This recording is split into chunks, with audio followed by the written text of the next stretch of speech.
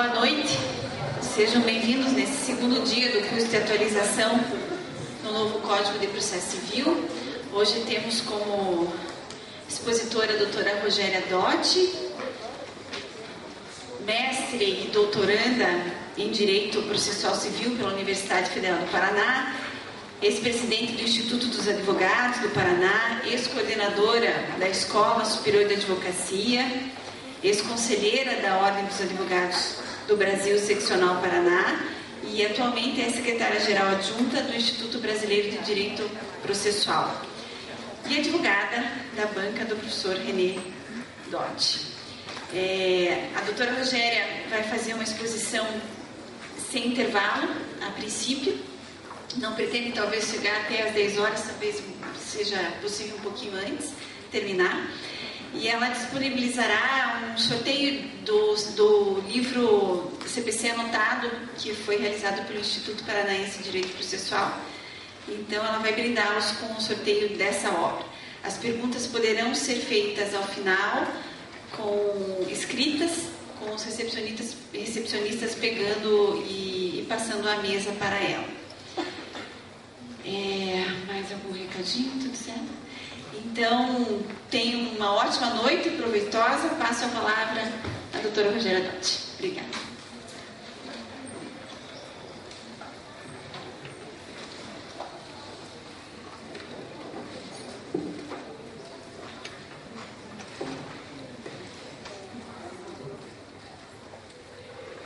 Boa noite a todos. Cumprimento os advogados aqui presentes, na pessoa da professora Graciela Marins, coordenadora da Escola Superior de Advocacia, que tem feito um brilhante trabalho à frente da escola, com inúmeros cursos, todos com muito sucesso de público. É um prazer realmente para mim, Graciela, você que é tão minha amiga, estar hoje aqui na Ordem, acompanhar o teu trabalho. Tenho muito orgulho de dizer que a ESA está em excelentes mãos. Parabéns por toda a tua dedicação à escola. Então, releve esses elogios porque a coisa é amiga. Somos amigas, então uma elogia a outra e carinho seu. Obrigada, Rogéria. Merecido. Eu cumprimento também os professores aqui presentes, os professores da escola, que também nos prestigiam, na pessoa do professor Egon Bockmann Moreira. Uma alegria, professor, ter o senhor aqui presente. E uma honra para a escola poder ter a sua participação como professor em alguns eventos da escola. Muito obrigada. Bom, caros colegas, o CPC entrou em vigor no dia 18 de março. Há inúmeras alterações.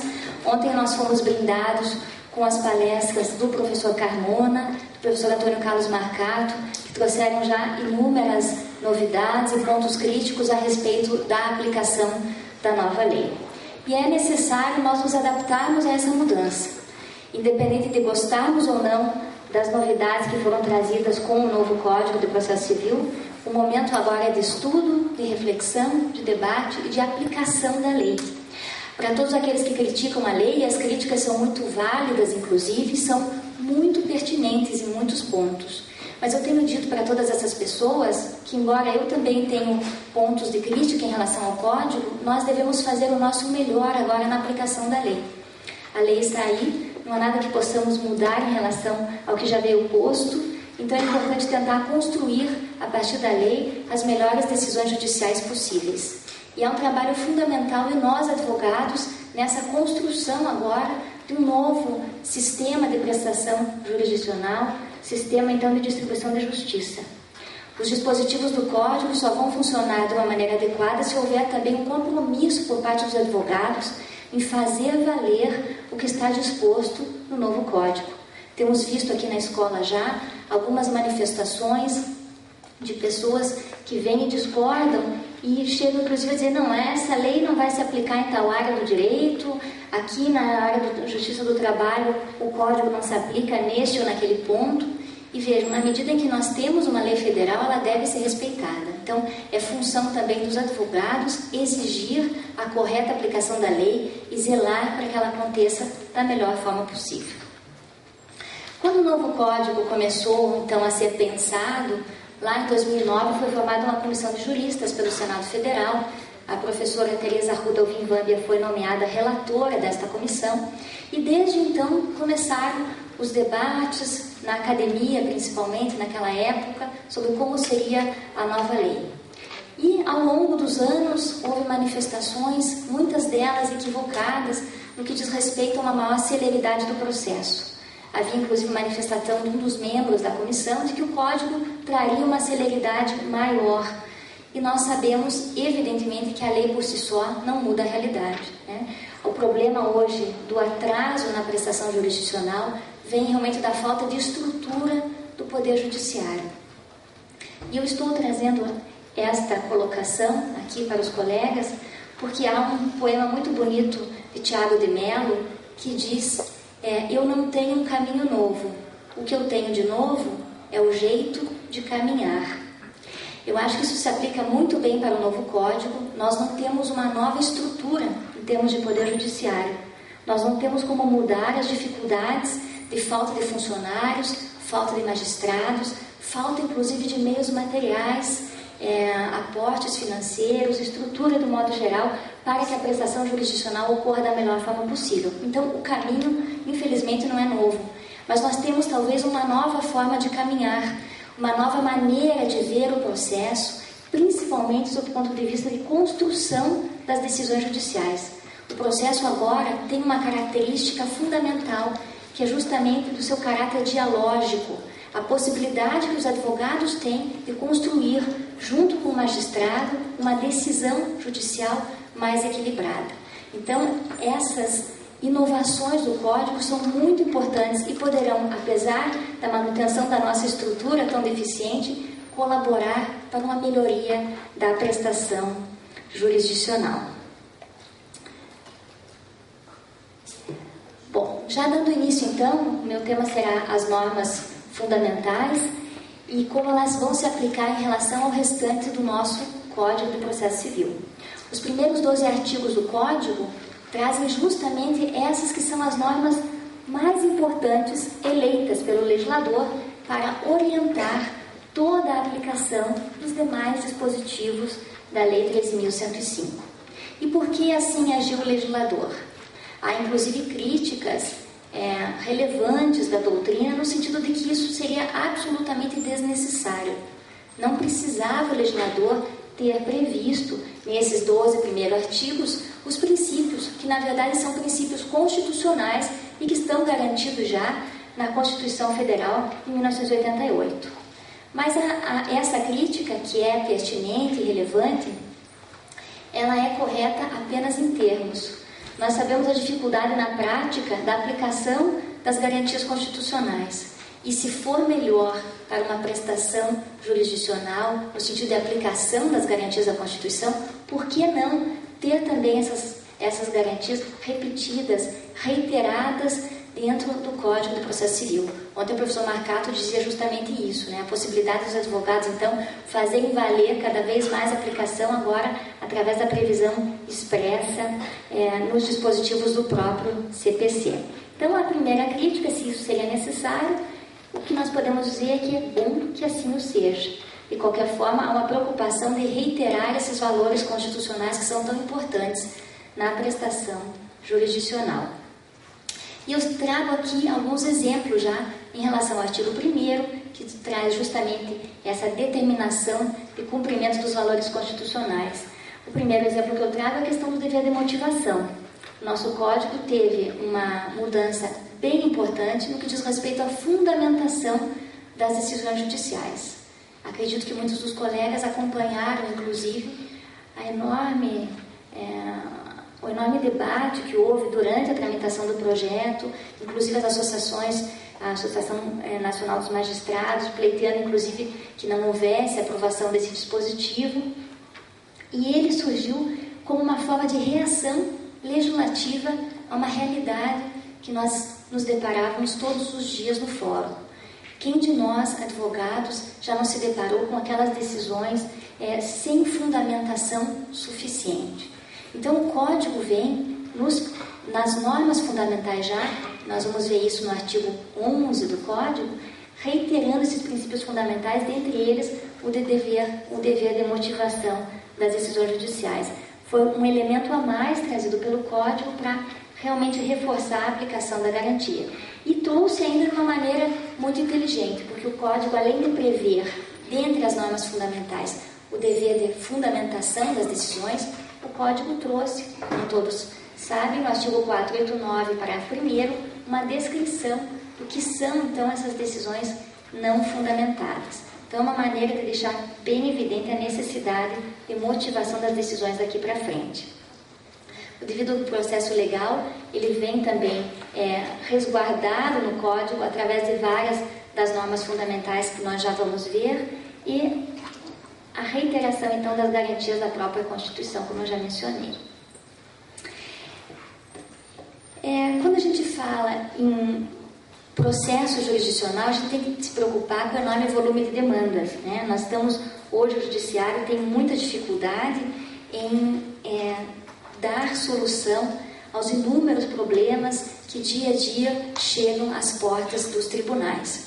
O professor Sérgio Arenhart tem uma posição bem interessante em relação a essa questão dessa solução legislativa, ou tentativa de solução legislativa a esse enorme volume de demandas. O professor Arenhart diz que não é porque o volume é muito grande que a conciliação e mediação são importantes. Elas são importantes também por isso, porque é preciso, claro, resolver esse enorme volume de demandas. Mas elas são fundamentais, porque um processo resolvido por conciliação e por mediação é muito melhor resolvido do que aquele que recebe apenas uma decisão judicial. A mediação hoje tem um papel fundamental e está devidamente, então, reconhecida através do artigo 3º do nosso novo Código de Processo Civil. Vejam que também nos dispositivos, o artigo 3º já traz a menção à arbitragem, afastando de vez aquela discussão da doutrina se a arbitragem seria ou não uma forma de jurisdição. Vejam como é interessante. O caput do artigo 3º diz justamente que não haverá exclusão da análise do Poder Judiciário de qualquer ameaça ou lesão a direito, deixando claro aqui a garantia constitucional do acesso à jurisdição.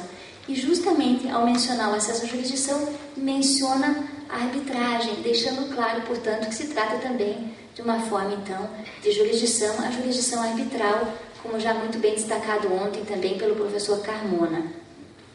O parágrafo 2º vem tratar da questão da solução consensual dos conflitos, e eu destaquei aqui o parágrafo 3º, essa parte final, porque é claro que nós sabemos que é dever também dos advogados incentivar os meios alternativos de solução dos conflitos. Isso não é uma novidade para nós, ao contrário, nós já temos essa previsão desde o nosso Código de Ética e é uma preocupação de todo advogado diligente tentar, antes de judicializar uma questão, tentar encontrar uma solução amigável, consensual. O que chama atenção no dispositivo é que há um reforço dessa tentativa de conciliação e mediação, inclusive no curso do processo judicial, deixando claro que a todo momento será muito importante esse esforço por parte dos advogados. Em relação ainda ao artigo 3º, eu gostaria de lembrar que agora o processo inicia-se com uma audiência que está prevista no artigo 334, que é justamente a audiência de conciliação e mediação. Essa audiência só não vai se realizar se ambas as partes não quiserem que ela aconteça. Isso está muito claro, então, no parágrafo 4º do 334, né? Estabelecendo que se o autor não quiser, ele deve desde logo informar na petição inicial que não tem interesse na audiência, e se o réu também assim não desejar, deve manifestar esse seu interesse de não realização da audiência até 10 dias antes do ato. E aqui já vem a primeira crítica importante em relação à lei. A lei estabeleceu esse prazo de 10 dias antes da audiência. Vejam como isso é ruim para o sistema. Numa comarca como Curitiba, ou pior, em comarcas como São Paulo, Rio de Janeiro, lugares que têm muitas demandas, vai ser muito ruim a aplicação desse prazo de 10 dias antes da audiência. E vamos imaginar um réu que deliberadamente queira atrasar o andamento do processo, que esteja agindo de má fé. Ele poderá aguardar, então, a data da audiência, que será lamentavelmente marcada para daqui a vários meses, e apenas 10 dias antes da audiência, ele atravessa uma petição dizendo que não tem interesse na realização do ato.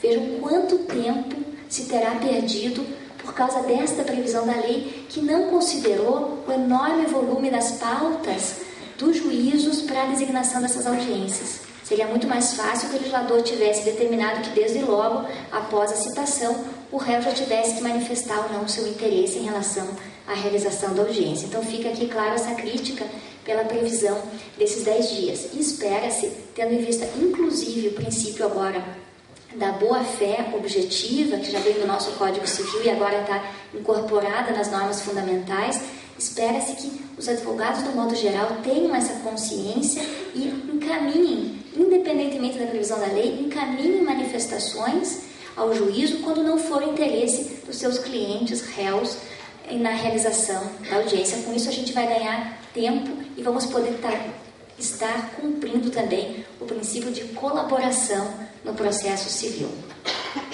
Detalhe importante em relação a essa questão da audiência de conciliação e mediação. O parágrafo 8º estabelece que haverá uma multa, o parágrafo 8º do 334 estabelece que haverá uma multa caso a parte não compareça à audiência. Ou seja, ela não manifestou o interesse da não realização da audiência e mesmo assim não compareceu. Esse ato vai ser considerado ato atentatório à dignidade da justiça. E, portanto, a multa, ao contrário do que ocorre em vários outros dispositivos da lei, a multa é revertida para a União, para o Estado, por se entender que houve, então, uma afronta ao próprio poder, então, poder judiciário. Essa multa, também é um detalhe importante, a fixação dela não comporta agravo do instrumento. Nós hoje sabemos que o rol de agravo, do cabimento de agravo, é um rol taxativo, isso está lá no artigo 1015 do Código do Processo Civil, portanto, a decisão de fixar essa multa não caberá agravo, será possível, então, de reforma apenas no momento da apelação ao final do processo. Fica aqui, então, o alerta para que orientem sempre seus colegas, seus clientes a comparecer a essa audiência. Mas ainda em relação à mediação, o Código estabelece a importância desse meio alternativo de solução de conflitos e o CNJ tem um trabalho importante no sentido da criação dos Centros Judiciários de Solução de Conflitos, os chamados CEJUSCs. Já há um trabalho ainda incipiente, é verdade, e ontem o professor Carmona fez uma crítica nesse sentido, extremamente pertinente, porque esse trabalho é muito incipiente. Mas no Paraná já existem vários centros, vários CEJUSCs em funcionamento, aqui na capital são vários, inclusive nos foros regionais, e há um esforço do Tribunal de Justiça no sentido de treinar realmente os mediadores e fazer com que esse trabalho funcione. Eu, pessoalmente, já tive no meu escritório uma situação em que a causa foi solucionada com êxito numa audiência de mediação designada pelo CEJUSC, antes mesmo, inclusive, da entrada em vigor do novo Código. Então, há também um esforço dos advogados nesse sentido de requererem que haja, mesmo no curso do processo, quando sentirem uma possibilidade de acordo, que peçam a designação, então, de uma audiência de mediação. Isso será possível a qualquer momento, independentemente do processo começar com essa audiência. E eu queria também contar para os colegas como que começou a ideia em relação a essa audiência de mediação e conciliação já no início do processo. Há alguns anos atrás, na verdade no ano de 2010, houve um evento aqui na Escola da Magistratura do Paraná, ao qual compareceu a professora Teresa Rudolvin Vambia. E lá, num dos debates com os magistrados, um deles questionou inclusive essa questão das audiências de conciliação e mediação. Já se conhecia o intuito da comissão, nesse sentido de elaborar o anteprojeto com esse enfoque, e o magistrado colocou naquele debate o fato de que muitas das audiências não funcionam, não surtem o resultado prático que a gente espera. E aí, naquele debate, surgiu a ideia de que o processo, porque daí houve a ponderação de que muitas vezes o advogado comparece para essa audiência de conciliação já tendo apresentado a defesa, já tendo fixado aquela tese, e aí é muito mais difícil para ele conciliar. E aí surgiu a ideia de que o processo, antes mesmo de que o advogado tivesse tido o trabalho, e talvez até possa fixar honorários de uma forma diferenciada, tivesse realizado a contestação, apresentado a peça de defesa, pudesse haver essa audiência e o prazo de contestação acontecer só depois da audiência, como já acontece em algumas varas aqui, por exemplo, na área do direito de família. A ideia me parece muito boa, vamos ver se ela realmente surte o resultado na prática. E volto a dizer, há aqui também um papel importante dos advogados, no sentido de incentivar realmente esses métodos alternativos de resolução de conflitos. Eu queria também lembrar, o professor Carmona também mencionou ontem, arranjar uma nova regulamentação em relação à questão da mediação. Nós sabemos que surgiu o código, né, que é de março de 2015, logo em seguida veio a lei de mediação e agora o CNJ procurou atualizar a resolução número 125, que é antiga, é de 2010. Ele atualizou essa resolução agora no dia 8 de março, isso já está disponível no site do CNJ, então uma atualização inclusive com a exigência de um cadastro então, nacional dos mediadores e o que é melhor. Essa emenda número 2, então, a resolução 125 do CNJ, estabelece um prazo de 30 dias para que os tribunais se organizem e implantem os sejusques. O Tribunal de Justiça do Paraná já vem fazendo isso há algum tempo, mas agora é uma determinação do CNJ para que em todo o país aconteça um esforço realmente dos tribunais para a implantação desses centros judiciários de solução de conflitos. Vamos esperar que isso realmente surta um resultado na prática. Artigo 4º. O artigo 4º é um dos mais importantes do Código do Processo Civil, na minha opinião, porque ele estabelece a primazia do julgamento de mérito. Vejam como é importante isso quando a gente considera o sistema anterior, o sistema do Código de 73, que era extremamente formalista, preocupado, então, com a ciência do processo, com os conceitos, e pensando que a forma, muitas vezes, seria mais importante do que realmente a prestação jurisdicional em seu mérito. O artigo 4º vem justamente de uma preocupação de que se resolva o caso naquilo que as partes pleitearam perante o Poder Judiciário, que é o julgamento de fundo da questão. Quando alguém procura o Poder Judiciário, não é para ter uma sentença terminativa, uma sentença de extinção do processo sem julgamento de mérito. Aliás, para nós advogados é extremamente difícil, depois de anos de processo, chegar para o cliente e dizer, olha, agora, lá na fase de apelação, por exemplo, foi de ofício declarada uma carência de ação e o nosso processo foi extinto e temos que começar tudo de novo. Então, a preocupação do legislador foi muito nobre e vem expressa nesse artigo 4º. Primazia do julgamento de mérito. Vejam que ali o artigo 4º diz: as partes têm o direito de obter em prazo razoável, e aqui se repete a garantia constitucional que nós já temos desde a emenda 45 de 2004, que introduziu aí no artigo 5º o inciso 78, mas ele vai além. Solução integral do mérito, incluída atividade satisfativa.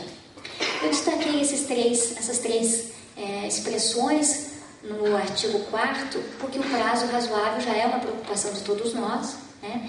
E existe um esforço a mais agora do legislador de que isso aconteça. Há, inclusive, uma previsão dentre os poderes e os deveres do juiz, lá no artigo 139, há o inciso 2º, que diz que o juiz deve zelar pela aplicação dessa garantia do prazo razoável do processo. O que mais chama atenção, de qualquer forma, é o mérito, a preocupação com o julgamento do fundo do caso e a atividade satisfativa. Por que é tão importante essa parte final? É uma nova visão do processo civil.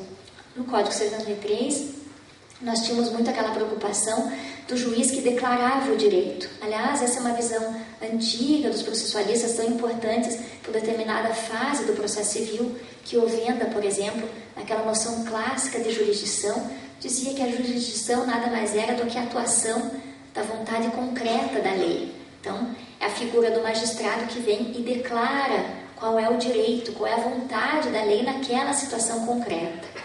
Carnelucci, por outro lado, dizia que a jurisdição era a justa composição da lide. Então, aquele conflito, o juiz vinha e resolvia o conflito declarando quem tinha ou não razão. Essas noções se tornaram insuficientes a partir do momento que a gente precisa ter verdadeira tutela do direito. Ou seja, não basta saber quem tem razão. Tem que dar a essa pessoa exatamente aquilo que ela teria direito de receber caso não houvesse o conflito, caso houvesse, então, o adimplemento, por exemplo, da obrigação.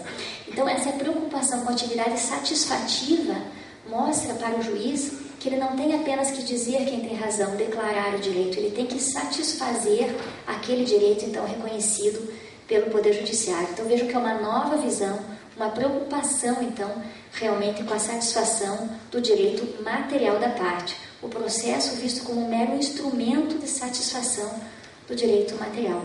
O professor Vicente Ataíde Júnior, da Universidade Federal do Paraná, costuma dizer que deixou, então, de existir aquele juiz oráculo, ele usa uma expressão até mencionando a Grécia, oráculo de Delfos, que é o juiz que declara o direito para as partes que ali comparecem, e surge o juiz da colaboração, o juiz que realmente procura construir a decisão judicial e resolver o problema da parte.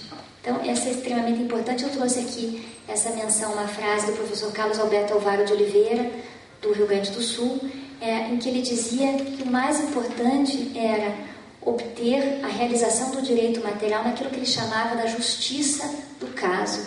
Vejam como é bonita essa expressão, a justiça do caso. A gente quer realmente que o processo seja resolvido no seu mérito, naquilo que ele é mais importante.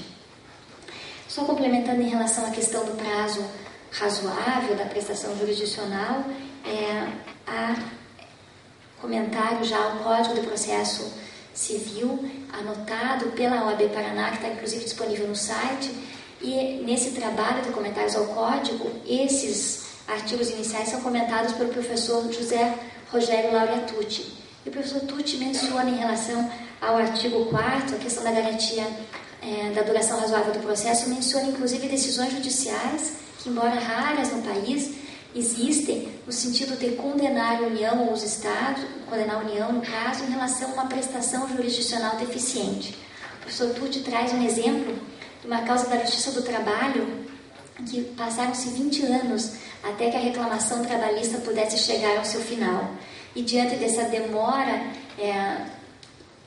absolutamente inadequada e injustificável, a parte, então, prejudicada com esse atraso na prestação jurisdicional, ingressou com uma ação perante a Vara Federal de São Paulo e obteve uma indenização, então, em virtude deste atraso. Uma ação, portanto, julgada procedente em face da União Federal pelo atraso na prestação jurisdicional.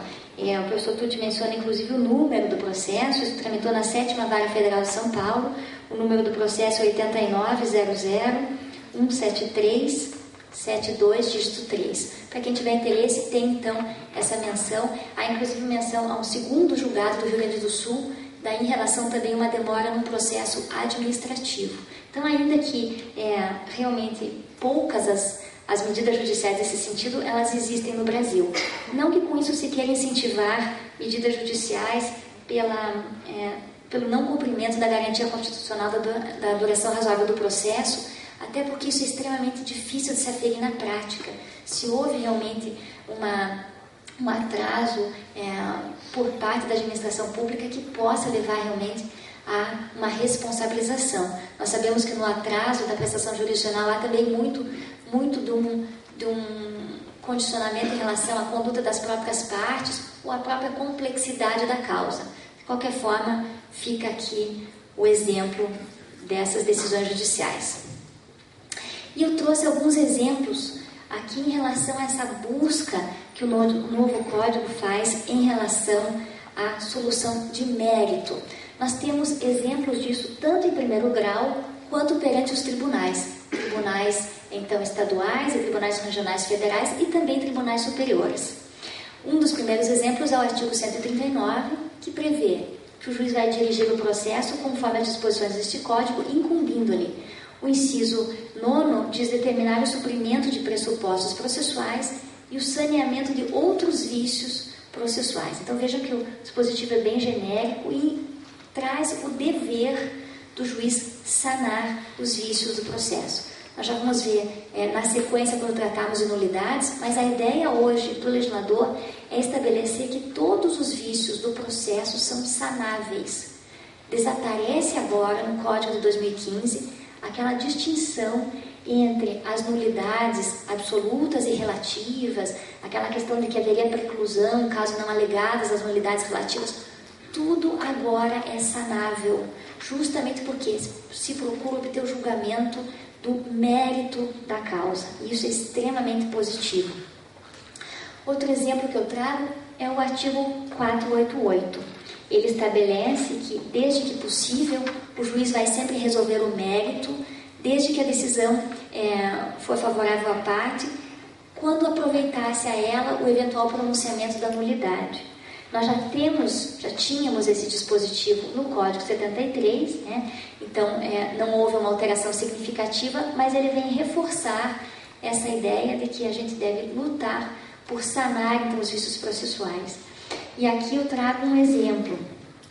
Vamos imaginar que houvesse... O artigo 485 é justamente aquele que trata das sentenças terminativas, aquela distinção do processo sem julgamento de mérito por algum vício.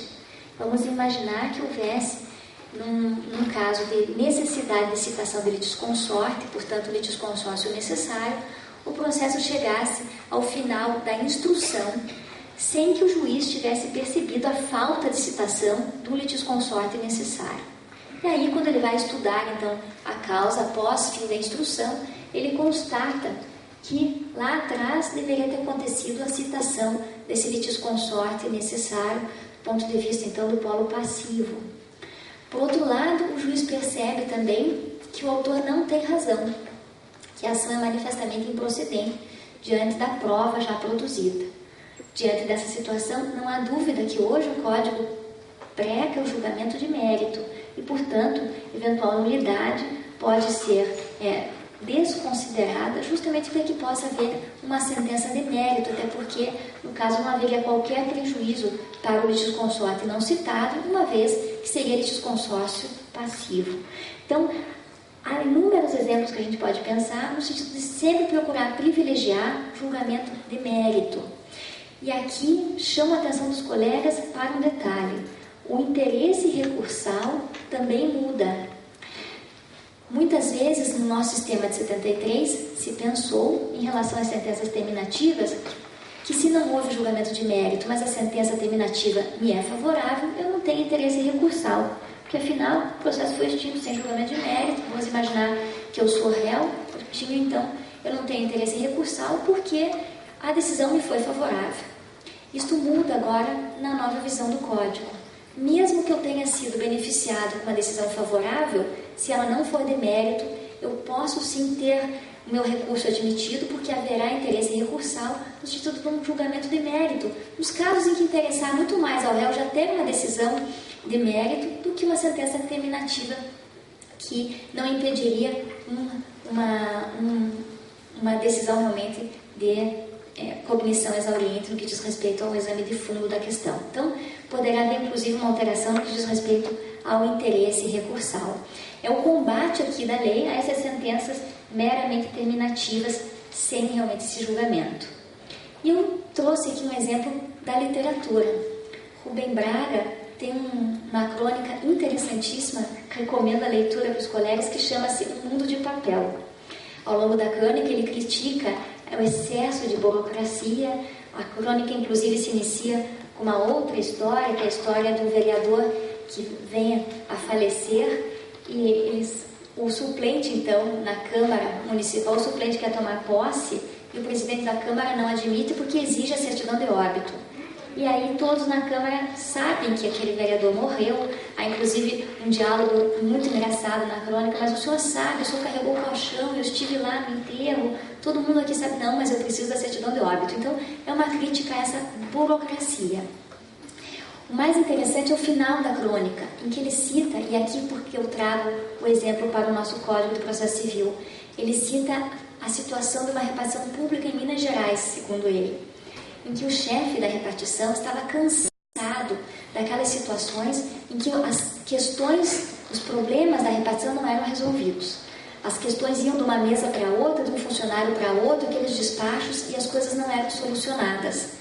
E aí o chefe da repartição colocou uma placa com os dizeres bem grandes na parede: não basta despachar o papel, tem que resolver o caso. Isso vale muito para a nossa prestação jurisdicional. Não basta uma sentença terminativa. Nós precisamos resolver aquela questão que foi trazida pelo jurisdicionado para análise do Poder Judiciário. Mas há exemplos ainda melhores no que diz respeito à primazia do julgamento de mérito em relação aí às decisões de segundo grau. O artigo 932, parágrafo único, é um artigo que pode resolver o problema em muitas situações de recursos. Nós sabemos que, sob a égide do Código 73, passamos a enfrentar no país uma situação extremamente difícil e criticável do ponto de vista da orientação dos tribunais superiores. Os tribunais superiores criaram o que a gente chamou de jurisprudência defensiva, ou seja, a colocação de obstáculos não previstos em lei para o conhecimento e admissão dos recursos. E vejam que isso muitas vezes acontecia em surpresa aos jurisdicionados. Uma coisa é nós já sabermos que o tribunal, por exemplo, superior, exige a reiteração, então, do recurso após embargos de declaração manifestados pela parte contrária.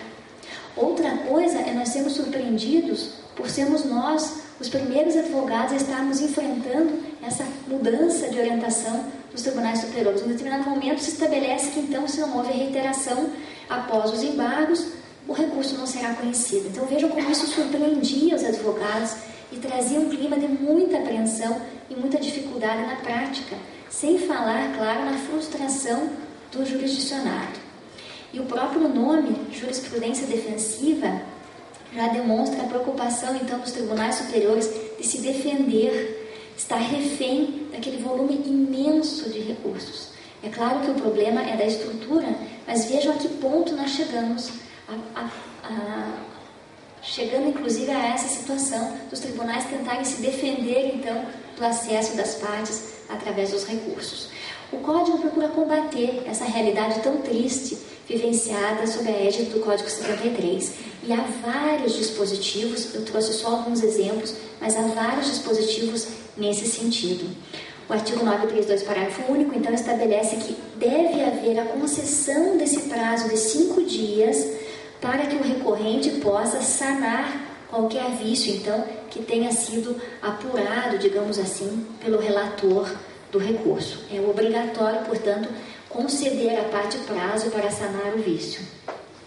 O artigo 1007, por outro lado, tem inúmeros parágrafos muito importantes para a advocacia. O artigo 1007 trata justamente da questão do preparo dos recursos, aquelas situações difíceis. Quem de nós já não acompanhou dificuldades, inclusive em relação a juizados especiais, às vezes uma diferença de centavos fazia com que o recurso não fosse conhecido. Pois bem, o 1007, no parágrafo 2º, estabelece que a insuficiência do valor do preparo não será mais caso, então, de não conhecimento, ou melhor, só será caso de não conhecimento caso a parte intimada, então, para complementar o preparo, não o faça. É uma alternativa, então, a mais para que o vício seja sanado. E melhor, o parágrafo 4º traz uma verdadeira inovação, porque nesse sentido de falta completa de preparo, nós não tínhamos qualquer dispositivo no Código 73.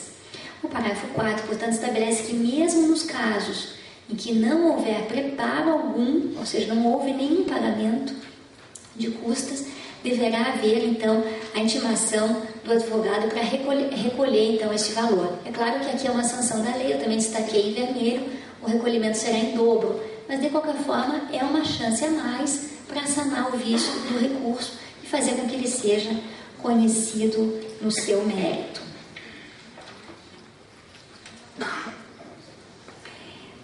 Ainda em relação à questão de custas, sempre tratando, claro, da primazia do julgamento do mérito, do artigo 4º, ainda a questão da guia de preparo.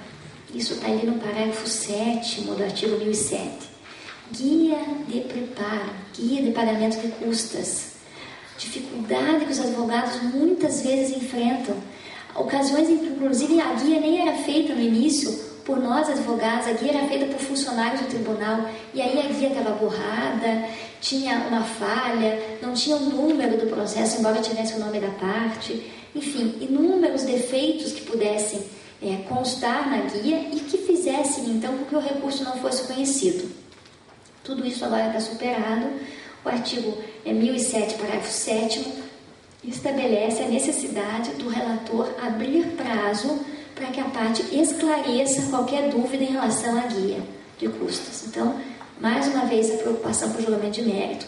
E o parágrafo 6º, a questão do justo impedimento, a questão da deserção poderá ser relevada, então, pelo relator quando houver essa demonstração do justo impedimento. Então, tudo isso em aplicação ao artigo 4º.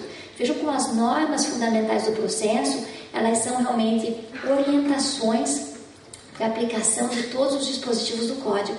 Elas vão estar presentes em vários desses dispositivos. Tribunais superiores. Também lá é possível sanar vícios dos recursos. O 1029, parágrafo 3º, estabelece justamente isso, algo que nós já estávamos dizendo em relação aos recursos perante os tribunais estaduais, agora uma previsão expressa para os tribunais superiores. Parece que o legislador quis deixar claro que, inclusive, para eles vale a determinação de sanar os vícios do processo. É como se o legislador pensasse, é melhor eu repetir isso em relação aos tribunais superiores para evitar que se possa imaginar, não, aqui não vale, não é possível sanar os vícios, porque nós já estamos, então, em fase de recurso especial ou recurso extraordinário. Há um detalhe importante nesse sentido, os tribunais superiores construíram uma orientação de jurisprudência defensiva também, de que, por exemplo, não seria possível juntar a procuração na instância extraordinária, ou seja, quando se tratasse dos tribunais superiores, a súmula 115, se por acaso houvesse uma falha e não houvesse procuração do advogado recorrente nos autos, essa falha que era possível de ser sanada perante os tribunais locais, não seria possível perante os tribunais superiores. Isso também está afastado agora com o novo código, portanto, superada a súmula 115 do STJ. Sempre vai ser possível sanar o vício, inclusive a falta de procuração, no caso dos tribunais superiores. E esse artigo 1029, parágrafo 3º, diz exatamente isso, embora aqui o legislador tenha sido um pouco mais tímido, ou talvez tenha cedido a pressões, mas diz, desde que o Tribunal Superior entenda que o vício não é grave. Vejam um detalhe da parte final do artigo, né? Como se os tribunais superiores pudessem entender que algum vício é grave o suficiente para que o recurso não seja conhecido. Mas, volto a dizer, naquela ideia da aplicação das normas gerais, aplicando o artigo 4, a ideia é que tudo realmente seja sanado. Artigo 5º, dever de boa-fé processual. Nem precisaria estar no Código, né? O dever de boa-fé processual é algo inerente à nossa sociedade. O Código Civil de 2002 procurou deixar isso muito claro no artigo 422, estabelecendo a questão da boa-fé objetiva, que é justamente aquela conduta que se espera dos jurisdicionados, se espera nas relações jurídicas de modo em geral. E agora, aproveitando então essa ideia da boa-fé objetiva, já do direito civil, o Código de Processo isso incorpora, e nós já vamos ver como isso altera um pouco também o entendimento de uma das regras do processo, pelo menos em relação à tutela da evidência. O que tem que ficar claro desde logo é o caráter ético do processo, a ideia de que prestação jurisdicional envolve direito público e que há uma preocupação, então, também em termos de ética e moralidade administrativa, conduta de acordo com aquilo que pode se esperar objetivamente das pessoas. Inclusive no que diz respeito ao direito ao contraditório. O direito ao contraditório não pode ser visto, aliás, como todas as garantias constitucionais, não pode ser visto em seu caráter absoluto. E aí vem a questão: mentir pode? Pode mentir? Qual é o limite do contraditório? Vejam, o dever de boa-fé previsto no Código exige algo a mais, inclusive do ponto de vista dos jurisdicionados e dos advogados. Primeiro, é necessário uma coerência em relação às defesas. Tenho dito aos colegas em exposições que tenho feito em relação à boa-fé, há necessidade de uma coerência das teses, porque muitas vezes, envolvendo o mesmo cliente, o advogado tem teses conflitantes dependendo do processo. Isso não pode mais acontecer. Temos que ter um compromisso cada vez maior com a boa-fé, exigimos dos nossos clientes essa postura também de boa-fé processual. Incumbe a nós construirmos um processo jurisdicional melhor. Portanto, há limites éticos, inclusive, no que diz respeito ao exercício claro do contraditório.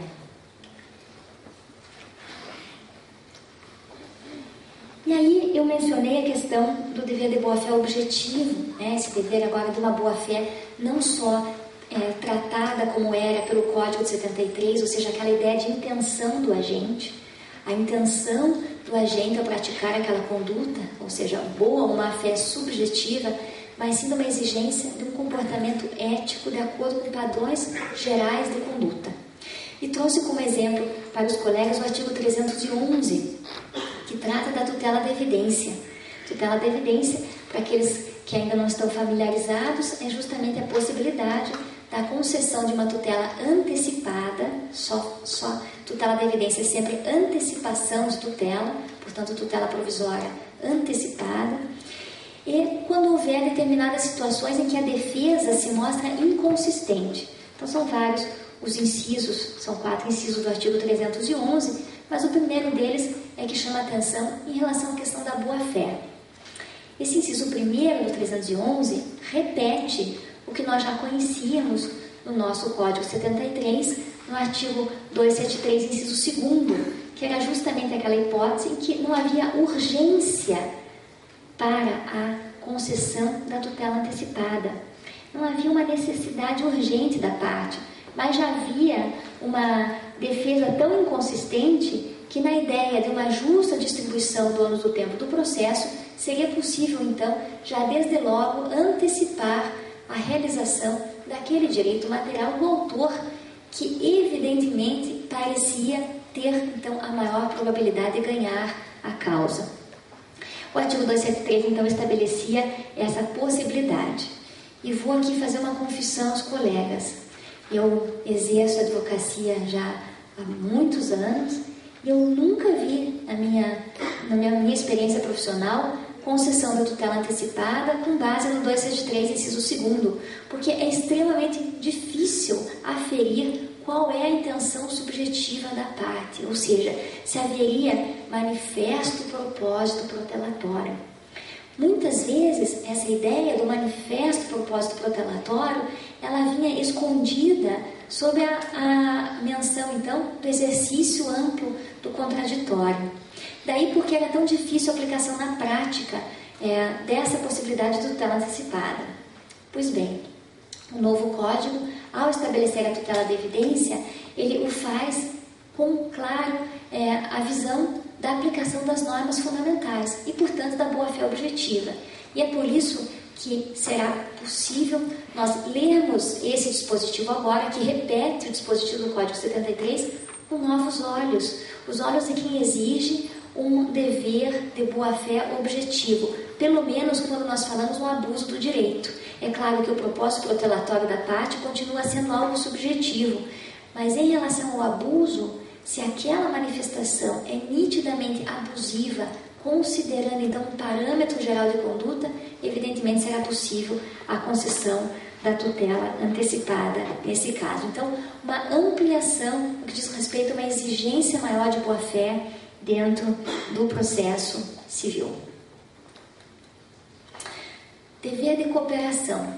Artigo 6º do Código, que traz assim tantas já discussões na doutrina. Primeira grande discussão se coloca se esse dever de colaboração é exclusivo entre poder judiciário, ou seja, magistrado e partes, ou se esse dever de colaboração, de cooperação, existe também entre as partes do processo. O professor Talamini sustenta muito bem que o processo judicial não é um jardim florido em que as partes andam de mãos dadas, né? Citando inclusive uma doutrina estrangeira, doutrina alemã. Mas diz que nós devemos lutar para que haja uma exigência de ética dentro do processo. Então, embora, claro, o processo traga um antagonismo natural entre as partes, todo esse antagonismo, inclusive, tem limites éticos e, portanto, deve haver uma cooperação também das partes entre si.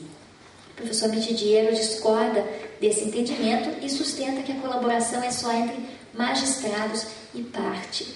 qualquer que seja o entendimento, de qualquer forma, esse dispositivo é extremamente importante, porque ele estabelece, ao menos de forma clara, que há um dever de cooperação entre judiciário e partes no processo. Isso sempre visando o tempo de duração razoável do processo e a decisão de mérito.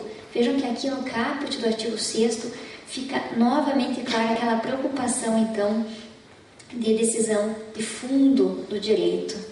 E essa cooperação deve haver, inclusive, no que diz respeito ao Estado juiz, como eu mencionei, a não surpresa das partes, evitar, então, que haja uma violação àquela dever objetivo de boa-fé, no sentido de já ter concedido, por exemplo, ter sido deferido uma prova e o juiz, com a designação da perícia, por exemplo, já constante no processo, resolve proferir sentença. Então, se feriu aqui novamente aquela justa expectativa das partes em relação à produção da prova. Então, há uma obrigatoriedade para o Estado juiz, não só então no que diz respeito à justa expectativa, mas também uma cooperação com as partes para um melhor resultado do processo.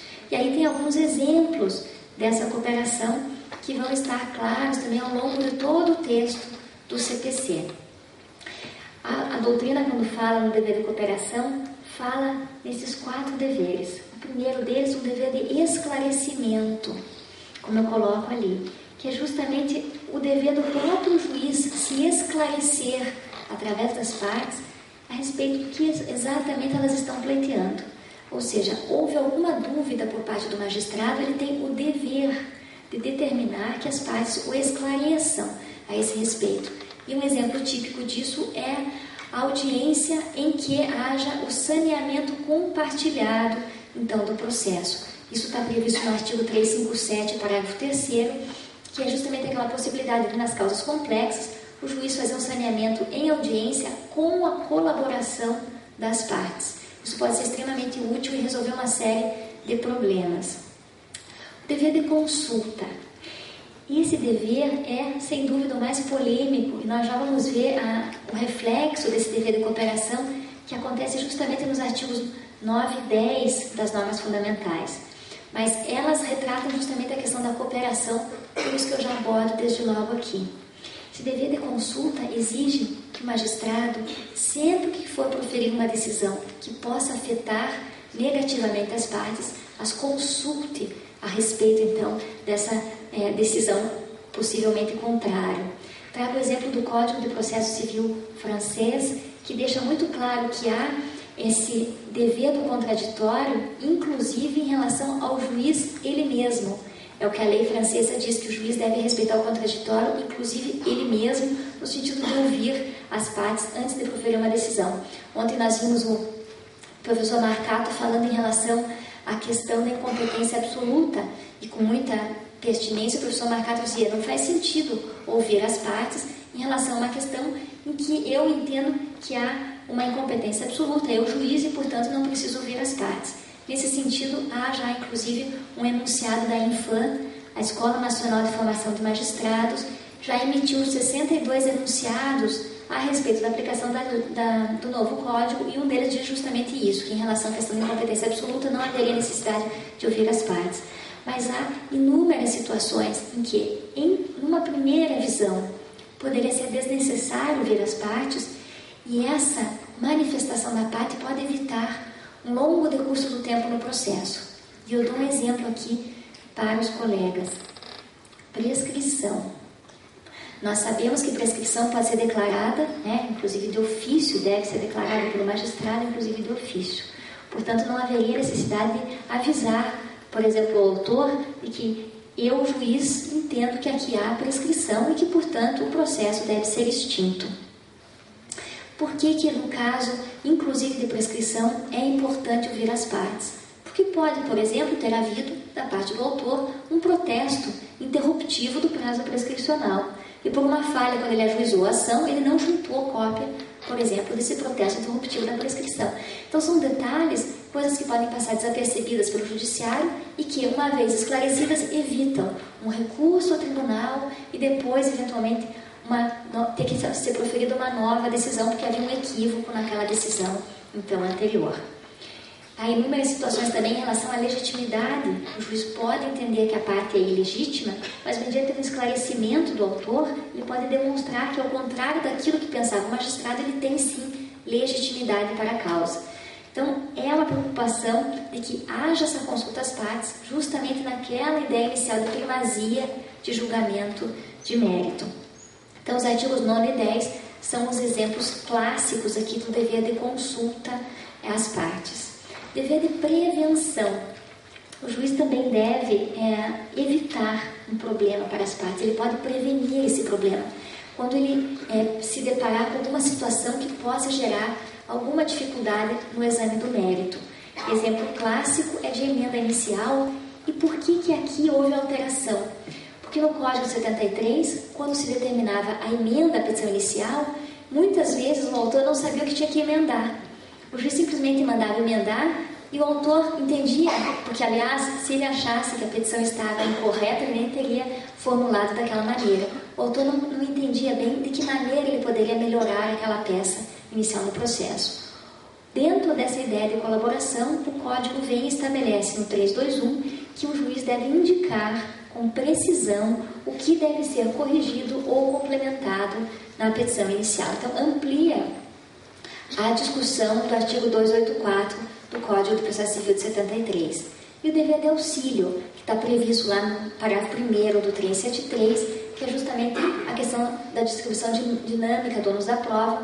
Foi o exemplo que eu trouxe aqui, no sentido de auxiliar as partes. O juiz percebe que aquela prova é extremamente difícil de produção para aquele autor, por exemplo, ele pode distribuir de uma forma diferente o ônus da prova. Vejam que aqui nós não estamos falando de inversão, que é algo já bastante conhecido no nosso sistema, desde o Código de Defesa do Consumidor. Aqui é uma determinada prova que deveria, em tese, caber a uma parte, e essa prova específica está sendo atribuída, então, o ônus da sua produção está sendo atribuído, então, a uma outra parte. Paridade e contraditório efetivo. Parágrafo 7º das normas fundamentais estabelece, então, essa preocupação não só de um tratamento isonômico das partes no processo, também algo que não precisava estar escrito no Código de Processo Civil, mas que vem reforçado agora pelo legislador. E o que é mais interessante, esse efetivo contraditório. Contraditório hoje não é mais apenas o direito da parte ser ouvida, é o direito da parte ter o seu argumento considerado pelo magistrado. Por isso que se chama efetivo contraditório.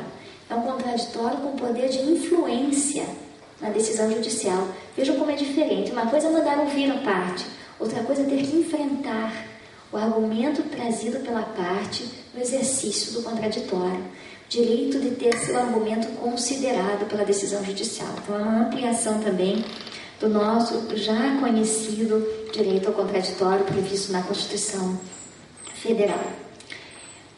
Princípio da proporcionalidade, algo também já bastante conhecido no nosso sistema, mas que vem agora muito claro no Código, no sentido de se exigir do juiz uma razoabilidade e uma proporcionalidade nas decisões judiciais.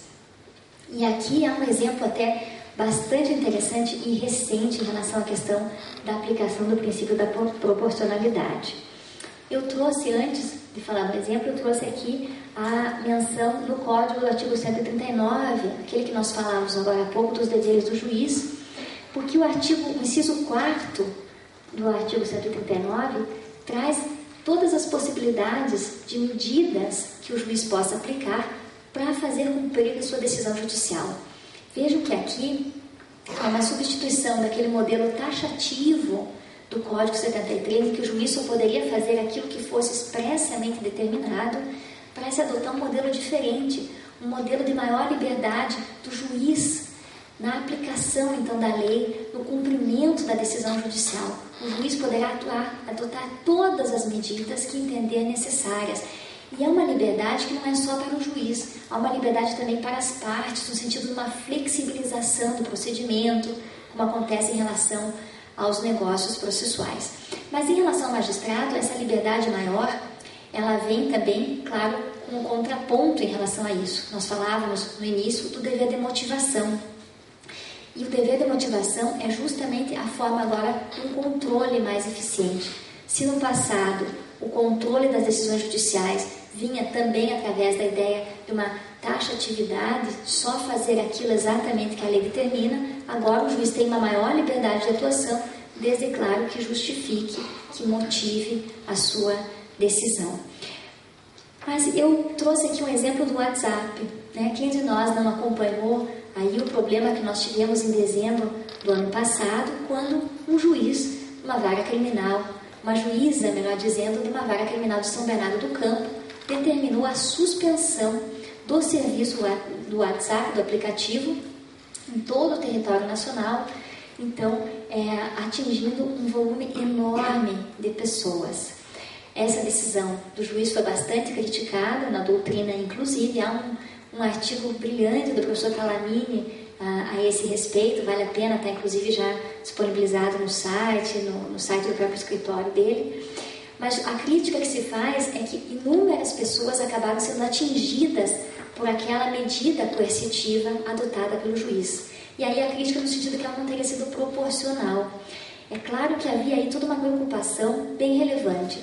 A causa de fundo é a luta desta juíza criminal para obter informações referentes a trocas de mensagens de pessoas ligadas ao tráfico, aliás, assaltantes, no caso específico lá de criminalidade, assalto a banco. E aqui a juíza pretendia então ter acesso a essas informações, ao que então havia sempre uma recusa do Facebook, que então era o responsável pelo WhatsApp. E a multa já tinha chegado em milhões. A multa aplicada, porque, claro, quando a gente pensa em medida coercitiva, a gente pensa desde logo na aplicação de multa. E a multa já era enorme e, mesmo assim, não havia uma possibilidade de cumprimento daquela ordem judicial. Então, a juíza determinou a suspensão. Claro que essa decisão foi cassada pelo Tribunal de Justiça. E nesse artigo, o professor Talamini fala algo muito interessante, que ele diz o seguinte, cita até o trecho final de um filme, e diz que quando eu tenho uma dívida de $100 mil, por exemplo, eu tenho um problema. Mas se eu tenho uma dívida de 1 milhão, o problema não é meu, o problema é deles, de quem tem para receber esse 1 milhão, porque evidentemente eu não vou ter como pagar. É mais ou menos a ideia aqui da proporcionalidade. Se a medida coercitiva for excessiva, ela gera na própria parte que deve cumprir aquela decisão a ideia de que a decisão vai ser cassada perante o Tribunal Superior, perante uma segunda instância, enfim, e, portanto, ela perde, inclusive, o seu caráter coercitivo. Então, vejam a importância da proporcionalidade na aplicação de uma medida coercitiva, e é algo que vem muito claro no nosso artigo 8º.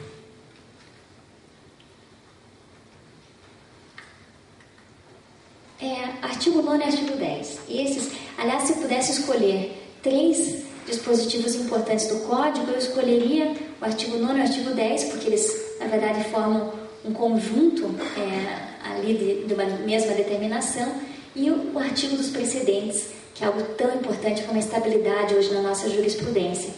Mas em relação ao artigo 9 e ao artigo 10, há uma polêmica muito grande, aquilo que nós estávamos falando do dever de consulta. A parte tem que ser previamente ouvida. Não pode haver uma decisão judicial sem que ela seja ouvida. E claro que o parágrafo único do artigo 9 traz as exceções a essa regra, que são aquelas hipóteses justamente de tutela provisória ou da tutela de evidência, quando não há urgência, e ainda o 701, que é ação monitória. Nesses casos, será possível sempre uma liminar sem que a parte contrária seja ouvida. Primeira questão que pode surgir: esse rol do parágrafo único do artigo 9 ele é taxativo, ou seja, existiriam outras hipóteses em que o juiz pode decidir sem ouvir a parte. Nós vimos agora que já há um enunciado da Infam, na Escola Nacional de Formação de Magistrados, em relação, por exemplo, à incompetência absoluta. Mas há um exemplo mais claro na própria lei. Quando nós falamos das liminares possessórias, por exemplo, ninguém discorda que há a possibilidade da concessão da liminar possessória sem ouvir a parte contrária. Isso está previsto também agora no Código expressamente. Pois bem, aqui também seria uma exceção, caso que a parte pode sofrer uma decisão sem ter tido então a possibilidade de ser ouvida previamente. E a ideia é sempre a proibição daquele juízo de terceira via, como chamam os italianos, da surpresa. A parte foi surpreendida com uma decisão que não esperava. um exemplo clássico disso é a questão de carência de ação. Nós mesmos no escritório tivemos uma situação em que Vanessa Xerimeta, minha colega aqui, vai certamente lembrar disso. Um recurso perante o Tribunal Superior, já estávamos em fase de recurso perante o STJ, e o ministro entendeu que haveria falta, então, não haveria legitimidade e deu uma decisão surpreendendo a todos, a nós, a parte contrária, de ter carência da ação já em fase de recurso lá no STJ. Vejam como isso era plenamente possível no sistema anterior e hoje já não seria mais. Há necessidade de ouvir previamente a parte antes de qualquer decisão judicial. E o artigo 10 é um complemento disso, porque é justamente nas questões de ofício, como é o caso, por exemplo, de carência da ação, naquelas matérias de ordem pública em que o juiz pode decidir sem ouvir, sem haver requerimento expresso da parte contrária, ele, mesmo nesses casos, ele tem que ouvir, então, a parte. Há aqui essa preocupação de que o agir de ofício, trago aqui essa lição do professor Vicente Ataíde Júnior, significa agir sem esperar a iniciativa da parte, o que não quer dizer agir sem ouvir a parte. Novamente, a ideia desse caráter dialógico do processo, que é extremamente importante.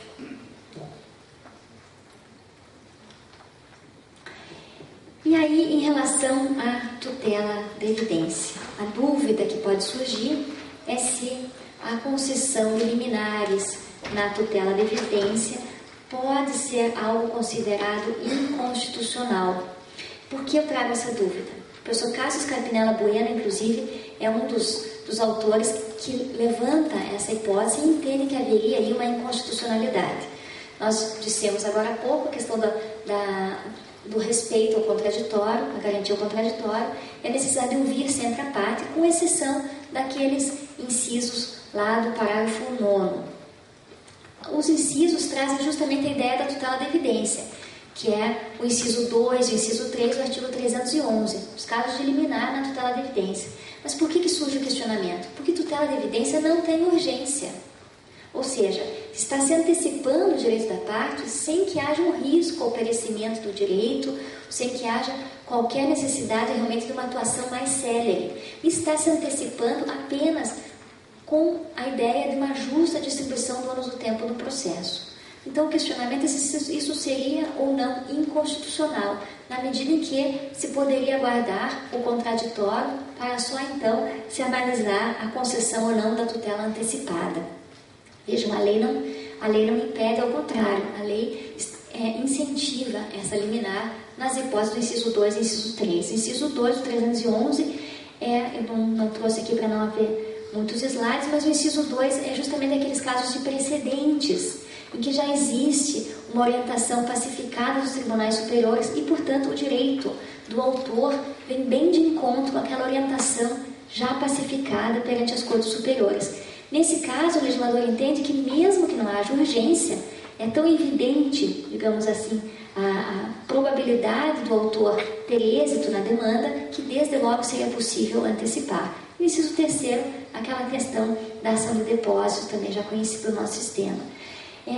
O professor Cássio Scarpinella traz essa ponderação e fala o seguinte: vamos imaginar na hipótese de um documento falso. O inciso 2º diz que quando houver prova documental e mesmo assim houver uma orientação já pacificada dos tribunais superiores. E o professor Cássio indaga: mas e se a prova for falsa? Se eu permitir o contraditório, ou seja, a manifestação do réu antes de concessão da tutela antecipada, eu evitarei um risco no que diz respeito a uma antecipação da tutela com base, por exemplo, numa prova falsa. É, sem dúvida, uma ponderação relevante que deve ser analisada, mas, por outro lado, talvez examinar a tutela da evidência com base nos problemas que podem acontecer em casos raros seja um equívoco. Talvez o melhor seja a gente sempre pensar naquela ideia de efetividade do processo. E, portanto, mesmo que não haja urgência, será que é justo fazer o autor aguardar até o final da demanda para ter a satisfação daquele direito que já se mostra tão claro no processo? Ainda mais num sistema como o nosso, em que o processo demora tanto tempo para chegar ao seu final e, pior, tanto tempo para chegar a uma decisão que possa ser implementada na prática. Porque nós sabemos que a sentença não tem, então, eficácia imediata justamente por causa da manutenção do efeito suspensivo da apelação. Então, será que não é muito mais correto antecipar esse direito da parte desde logo? Então, essa é a ponderação que eu faço, entendendo que mesmo nessas hipóteses é sempre bem importante a efetividade do direito e o respeito, então, portanto, a essa aplicação dos dispositivos do 311. Dever de fundamentação. Já estamos caminhando aí para os últimos dispositivos das normas fundamentais, né? Nós vamos até o artigo 12, e o artigo 11 traz algo que já é bastante conhecido por todos nós, que é o dever de fundamentação e motivação das decisões judiciais. Eu comecei falando desse dever, ele está previsto no artigo 93, inciso 9 da nossa Constituição Federal, e, portanto, não é nada de novidade. O que mudou foi justamente a concepção do Código sobre o que é uma decisão motivada. E isso tem uma razão. O desembargador, o professor Alexandre Câmara, diz justamente que essa foi uma reação legislativa. Reação legislativa porque inúmeras as decisões em que não são fundamentadas. Aliás, é praticamente impossível a gente ver uma decisão completamente sem fundamentação. O que a gente vê na prática são decisões com fundamentação deficiente, mal fundamentadas.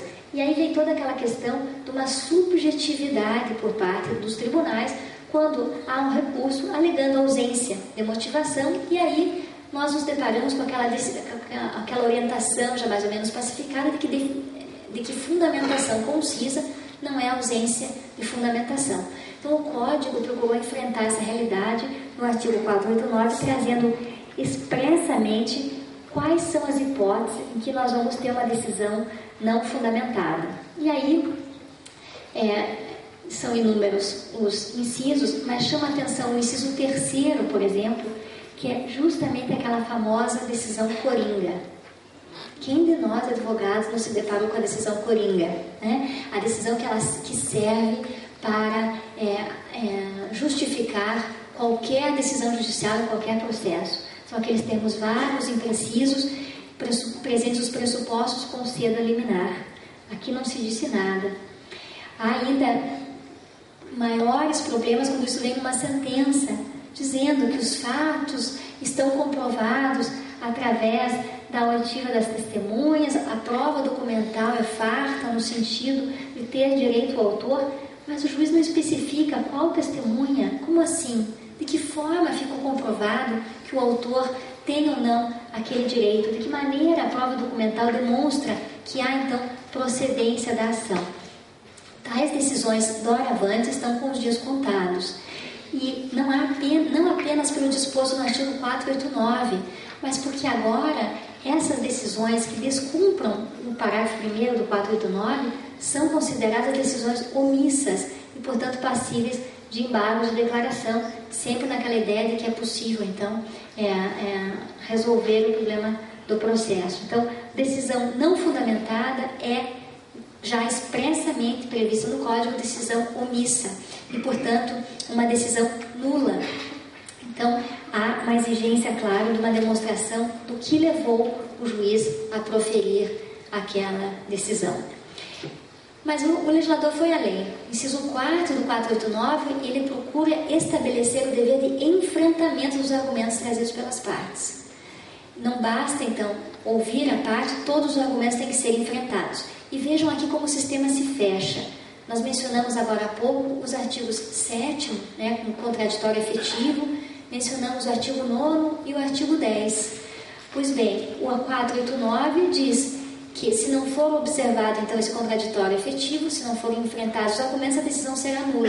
Então, de um lado, se exige esse contraditório efetivo e, por outro lado, se estabelece a sanção de nulidade da decisão judicial que não observar, então, essa regra.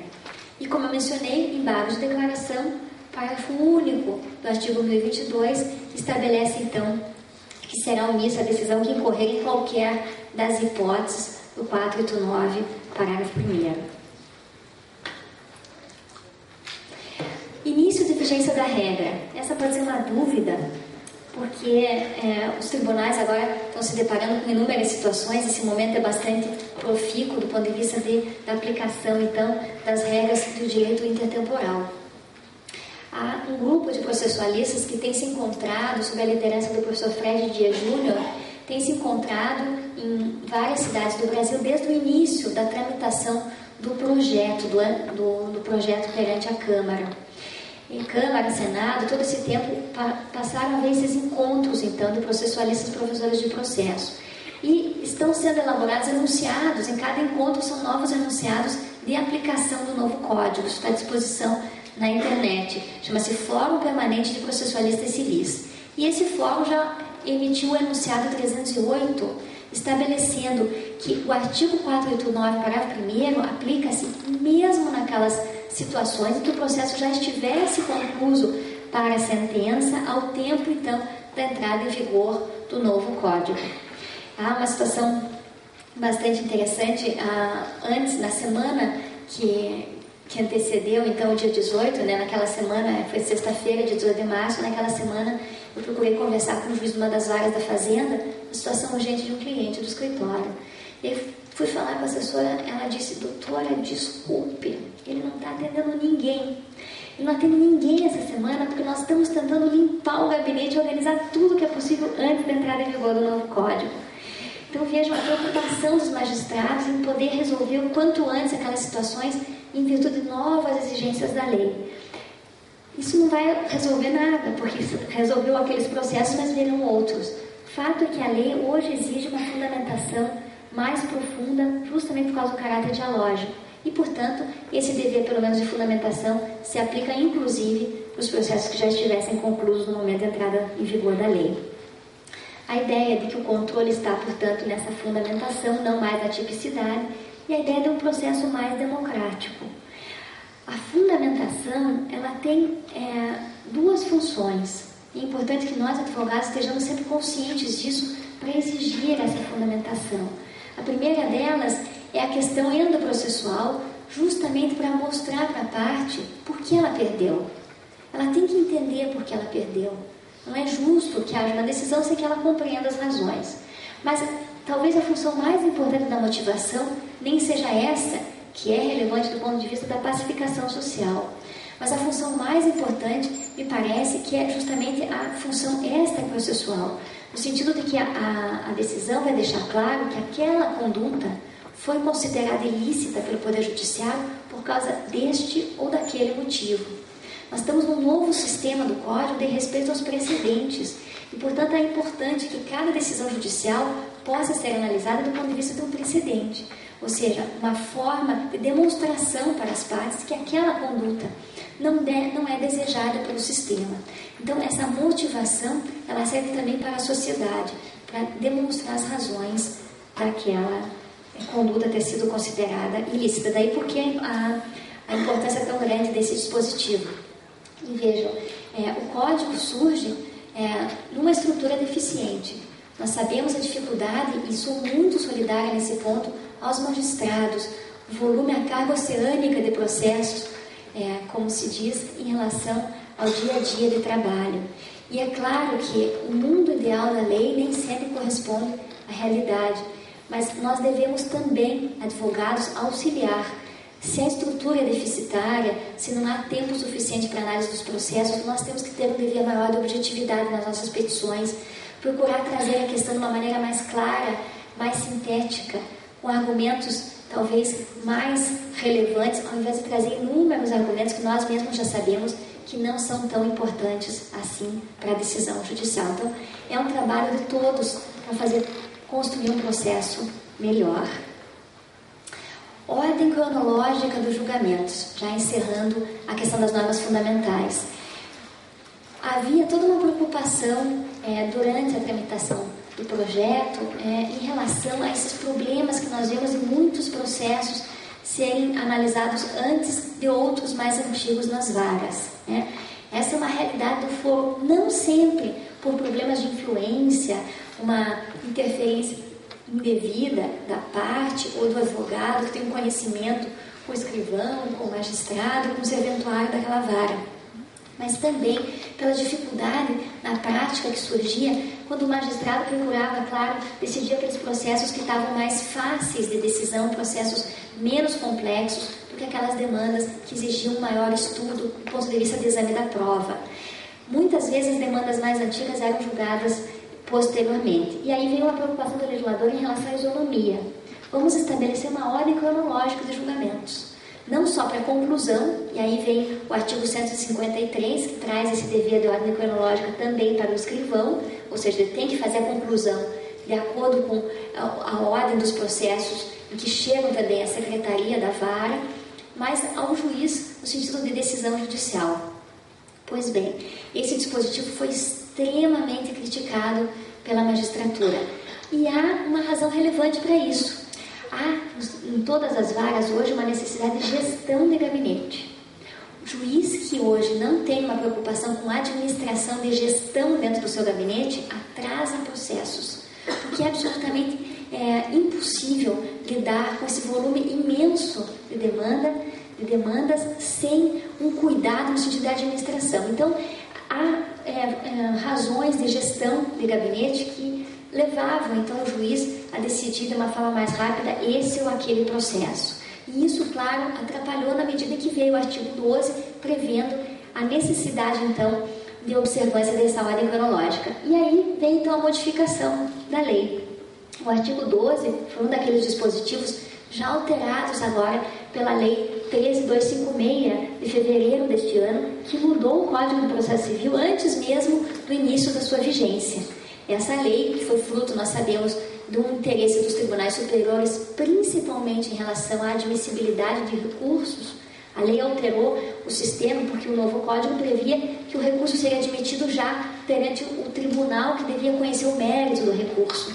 Isso gerou uma manifestação do ministro Gilmar Mendes, ontem comentada aqui também na palestra, e uma preocupação enorme porque os tribunais superiores não estavam adaptados a essa necessidade, então, de exame de admissibilidade. Pois bem, a lei veio e alterou isso, portanto, a admissibilidade continua como era no sistema 73, admissibilidade, então, na origem, mas alterou também outros dispositivos, e dentre eles, o artigo 12, a ordem cronológica, colocando essa palavrinha, preferencialmente. Eu estive uns dias atrás com o professor Fernando Gajardoni, que é um grande processualista e juiz de direito no interior de São Paulo. O professor Gajardoni dizia que foi melhor dessa maneira, ou seja, colocar o preferencialmente, do que afastar completamente o artigo 12, que era essa a ideia da Lei 13.256, né? Revogar o artigo 12. Então, foi uma solução possível.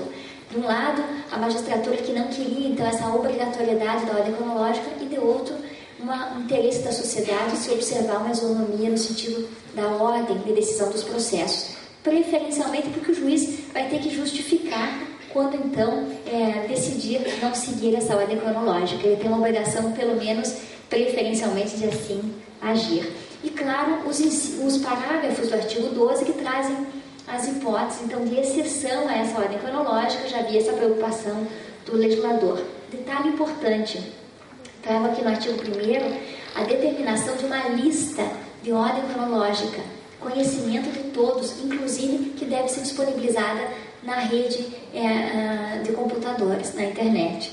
Consulta pública, portanto, será nosso direito de saber quando aproximadamente o nosso processo será julgado, que nós teremos então condições, a partir dessa lista, ter uma ideia dessa ordem cronológica de julgamentos. E as exceções estão previstas também.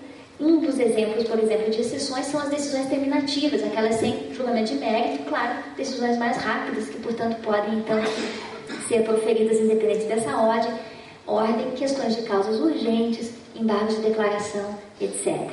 Então, algo que foi alterado pela lei, já 13.256, mas que teve toda essa razão aí de gestão de gabinete. Já passando para a segunda parte da exposição, queria comentar um pouquinho com os colegas a respeito das nulidades do processo. O sistema 73 trazia a ideia das nulidades, as nulidades que eram mais graves, chamadas nulidades absolutas, e as nulidades relativas, que desde que não fossem então alegadas, haveria preclusão. Código novo muda isso. A professora Teresa Rudolph Vambia traz a ideia de salvar o processo, aquela preocupação com com primazia de julgamento de mérito. Todos os atos do processo devem ser aproveitados e, portanto, não existem mais nulidades graves, nulidades absolutas. Desaparece essa conceituação no novo CPC. As nulidades agora todas são sanáveis e só não vão ser sanáveis aquelas nulidades que, na prática, na vida concreta, assim não seja possível. Havendo possibilidade concreta, o vício deve ser sanado. A gente, quando fala em nulidades, a gente tem que pensar sempre na questão da invalidade da decisão e do vício, né? O defeito do ato processual é justamente aquele vício. E a consequência desse defeito é que justamente é a invalidade. Então, essa consequência deve ser afastada sempre, sempre, sempre que possível. Detalhe, intempestividade é algo em recurso que não é sanável. O recurso é intempestivo, não há o que se fazer. O resto, que diz respeito inclusive a peças, agravo de instrumento, por exemplo, tem um dispositivo específico sobre isso, tudo pode ser sanado. O 276 traz essa ideia das liberdade, então, das formas do processo, no sentido que a nulidade não deve ser declarada por aquela parte que deu causa a essa nulidade, né? A proibição do venire contra factum próprio, a ideia de boa-fé, algo que já é conhecido no nosso sistema de 73 e, portanto, aqui não há verdadeira alteração do sistema. Há, claro, uma ideia de sanar sempre que possível, mas nesse ponto o Código manteve a ideia de exigir boa-fé. A parte que deu causa àquela nulidade, agora, de novo, no artigo 276, como dizia o Código 73, não poderá alegar essa nulidade. Quando a gente fala em nulidade, a gente tem que pensar também na preocupação do processo civil em relação à forma. A forma é algo importante porque ela vem para organizar os atos, organizar o trâmite do processo, mas ela não pode se tornar um inimigo da análise de mérito, né? Esse formalismo excessivo é que sempre foi a grande preocupação. Daí a ideia, então, de que a forma, que era algo para ajudar, não se transforme num algoz do processo civil.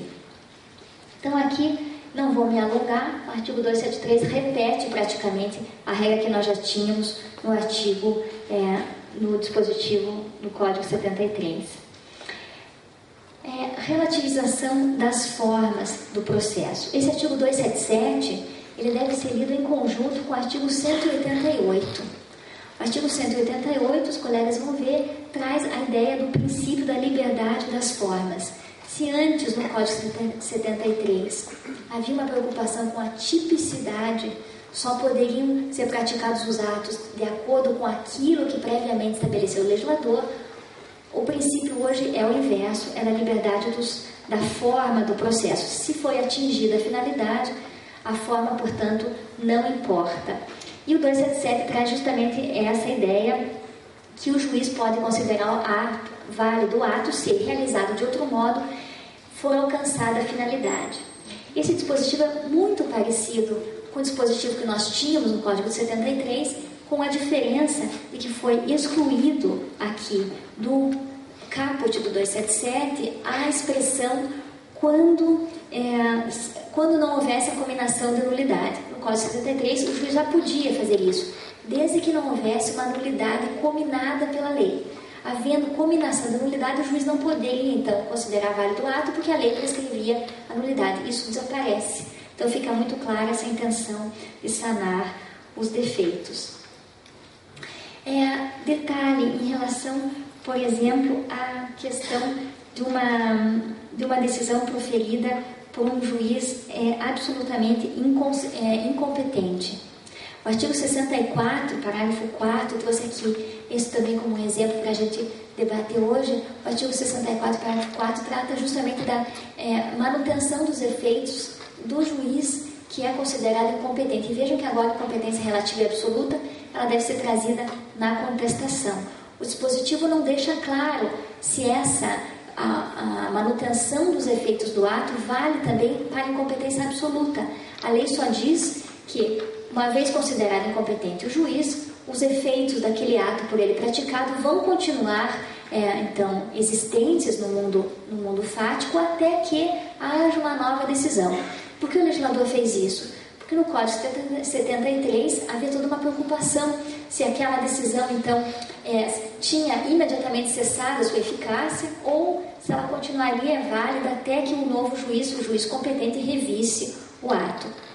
Pois bem, há um enunciado em relação a essa questão da incompetência absoluta dos magistrados, entendendo que o ato vai produzir efeitos até que o magistrado, então, que agora é considerado competente, analise, reveja ou mantenha a decisão. Então, mesmo no caso de incompetência absoluta, que era um caso típico no nosso sistema anterior, de nulidade dos atos, então não podia surtir efeito aquele ato praticado por um juiz absolutamente incompetente. Mesmo nesse sentido, há interesse de preservação do ato. Esse é o enunciado 238 do Fórum Permanente de Processualistas Civis, que eu trouxe a título, então, de ilustração para os colegas. É claro que é uma orientação da doutrina, né? Não há nesse sentido uma manifestação ainda da Escola Nacional da Magistratura. Como eu mencionei, ela já tem também seus enunciados, mas são um número bem menor e não há manifestação em relação a isso. Espera-se que essa também seja a interpretação em relação à incompetência absoluta do juiz.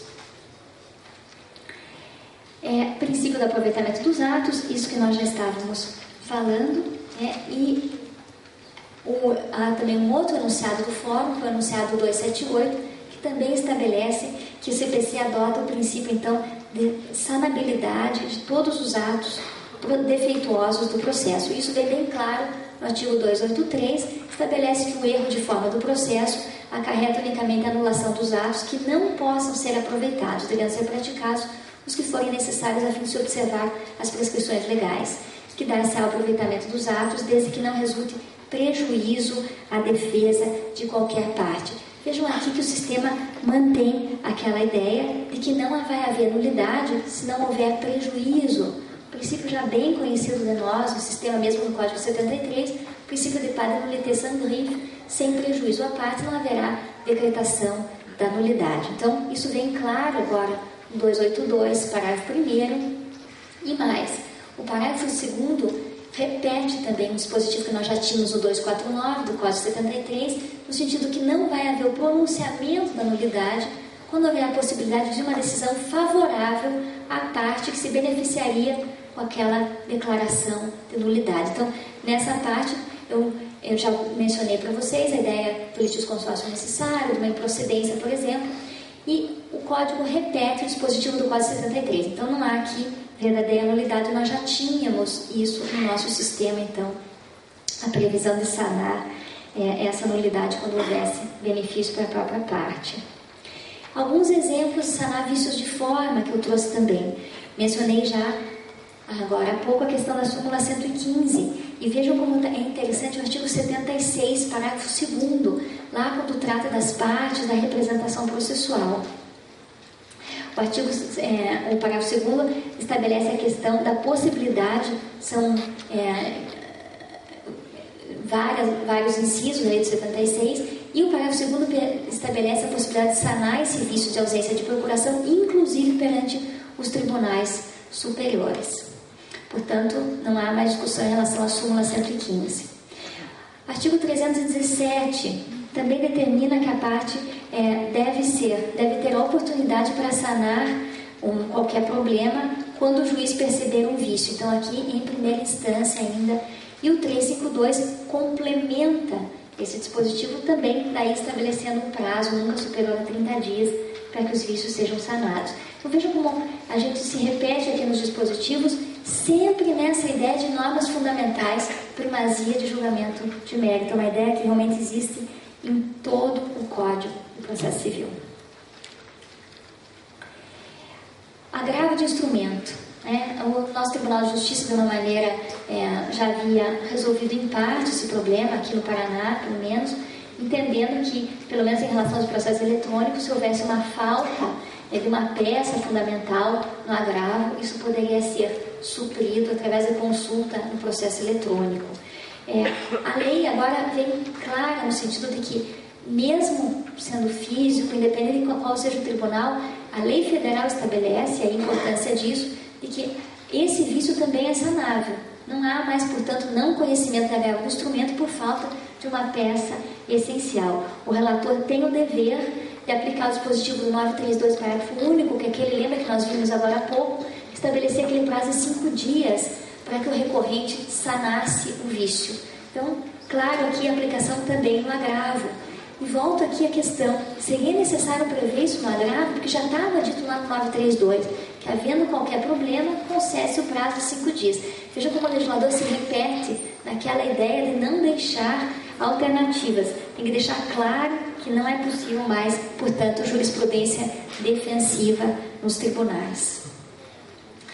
Intempestividade não é sanável, mas mesmo no que diz respeito à intempestividade, se aplicam os dispositivos, o artigo 9º e o artigo 10, justamente naquela preocupação de que muitas vezes algo que pode parecer intempestivo não é. Caso típico, feriado local. Quantas vezes foram os problemas em tribunais superiores e não conhecimento de recursos porque a parte não comprovou no ato de interposição a existência de um feriado local. Isso agora está superado na medida que antes da decisão de intempestividade tem que haver a oitiva manifestação da parte. Recurso errado. Seria possível sanar?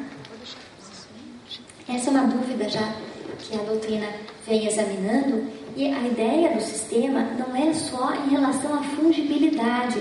Vejam que a fungibilidade em termos de recursos já é algo conhecido, né, por nós.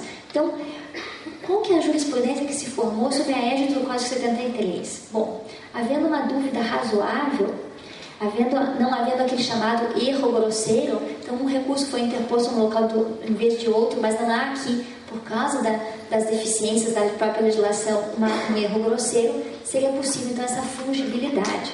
O Código, ao prever a sanabilidade de todos os atos, vai além. A ideia de fungibilidade não é só em relação às situações de não haver erro grosseiro. Mesmo que haja um equívoco, há vários professores já sustentando isso, de que deve haver sim o conhecimento do recurso, a possibilidade de sanar o vício. Exemplo típico é de ausência de repercussão geral. A parte não demonstrou a repercussão geral, que é um requisito de recurso extraordinário, nós todos sabemos. Então, naquela ideia de privilegiar o conhecimento de mérito dos recursos, sanar o problema. Isso pode parecer impactante para nós no primeiro momento, né? Nós estamos tão acostumados com o Código 73. Puxa vida, mas se a parte não cumpriu o seu ônus de fazer bem feito o recurso, não trouxe a repercussão geral. Eu coloco para os colegas uma outra consideração aqui. Preocupação não é com o trabalho do advogado. Preocupação é com a parte. Se a parte tem razão, tem um direito, ou pelo menos tem o direito de que aquele seu pleito seja examinado em fase recursal, por que ela vai ser prejudicada, por exemplo, por uma má atuação do advogado? Se a orientação do sistema é privilegiar o julgamento de mérito, por que não sanar tudo aquilo que possa ser acorrigido? Vamos ver como os tribunais vão se comportar em relação a isso. É uma questão bastante polêmica, mas o que quis o legislador foi realmente corrigir, inclusive, erros graves, como esses, por exemplo, de um recurso errado. Volto àquela ideia do dever de cooperação e um dever de prevenção. Exame de fundo da questão.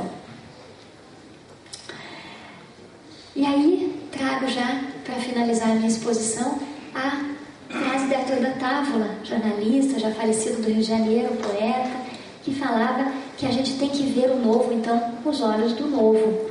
Ver o novo código, então, não com aquela visão do Código 73.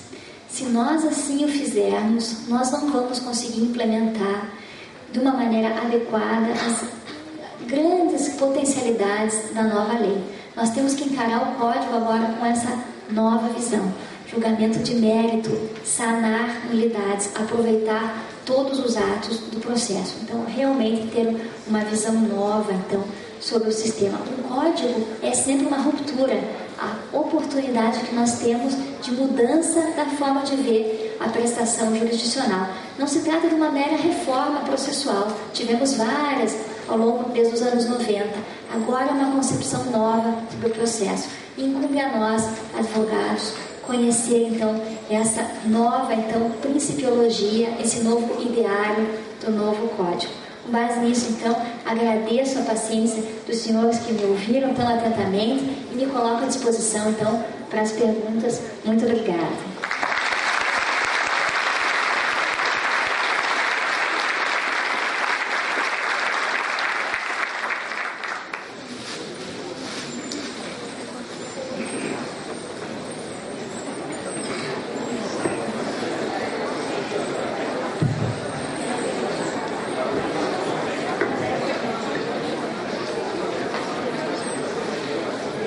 Nós vamos fazer um sorteio, então, do Código do Processo Civil Comentado, que foi uma iniciativa do Instituto Paranaense de Direito Processual, através do desembargador Fagundes Cunha, com um apoio importantíssimo da coordenação do Eduardo Cambi e do Antônio Bochenek.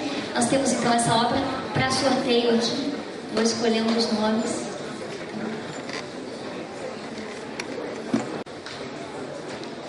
Lama Ibrahim. Presente.